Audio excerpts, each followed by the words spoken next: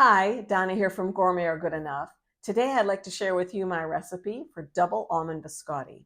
These cookies are so delicious, and I can prove it. I won a blue ribbon at the state fair. So let's get started. Today I'm going to let my food processor do all the really hard work.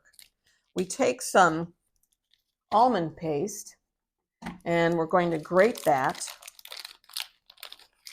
in the food processor.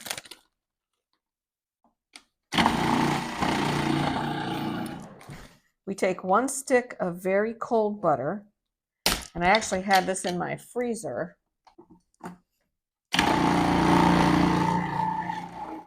So my food processor did all the hard grating, which I appreciate.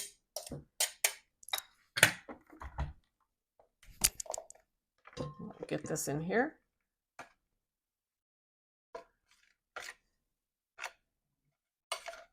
I just love the smell of the almond.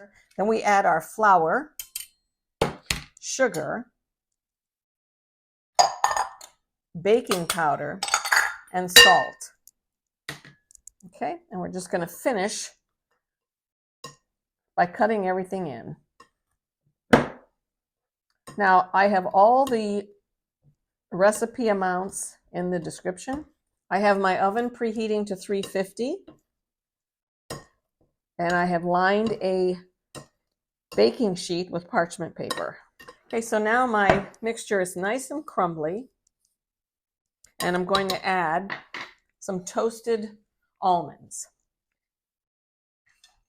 Now they may not look toasted, but they're definitely perfect, because when you're toasting any kind of nut, as soon as you can smell them, and you get that whiff of nut flavor, they're done. You can stop right there. Otherwise, you've gone too far. If you keep it on the stove to brown it, you've gone too far and they're going to get bitter. Okay, so we add our almonds, and now we set that aside. And then in a separate bowl, I'm going to whisk my egg whites till they're nice and frothy. I'm also adding just a little bit of vanilla, about half a teaspoon. Now we're going to mix this in with our flour and almond mixture. I'm going to fold it all in.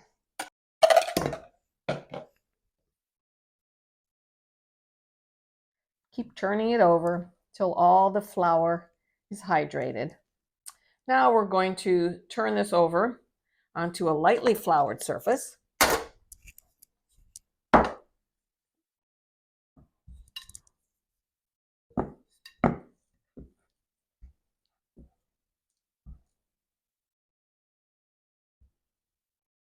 This is one of the easiest doughs to put together. All right, so a lightly floured surface. We're going to roll this into about 10-inch log, I guess. Okay. Okay, now we're going to cut it in half. I'm going to eyeball it. And I'm going to roll each half about 10 inches long. I think that's about right. And that's going to go on to my parchment lined paper. We'll do the next one.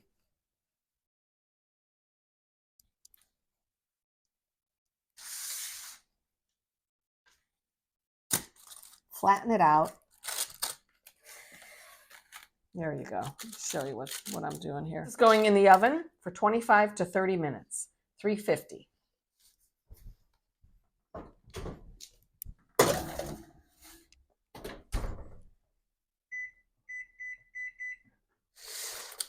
Okay, the cookies were in the oven for 30 minutes, and I allowed them to cool on the baking sheet. And now we're going to cut them on the diagonal.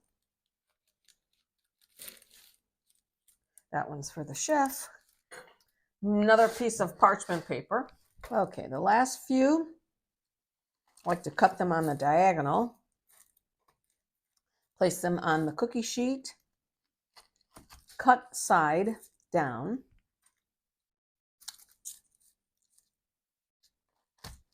And then we're going to put them back in the oven for 10 to 12 minutes, flip them over, and 10 to 12 minutes more. The cookies are done. They're sufficiently cooled. Now I'm ready to add my special touch. I'm going to make a chocolate glaze. So I have a little bit of cocoa, unsweetened cocoa, and I'm going to whisk in a couple cups of powdered sugar. This is what set my cookies apart from all the rest. Just a touch of salt. Okay, so we whisk this together. Set that aside.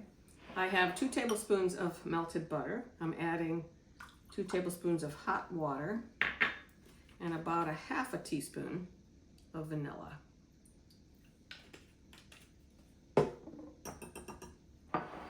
Mix that together, and then we're going to incorporate that into the powdered sugar.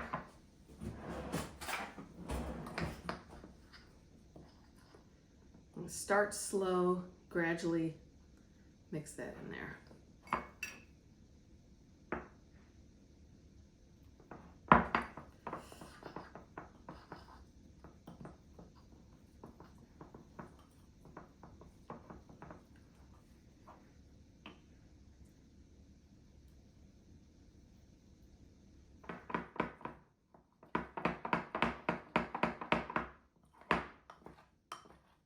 Now it's just a matter of spreading the chocolate on the bottom of the cookie, nice thick layer, and then letting it dry.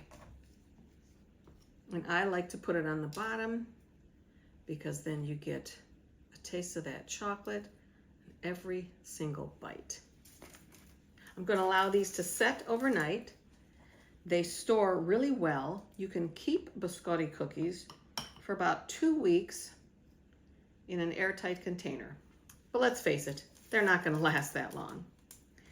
Until next time, ciao, happy baking.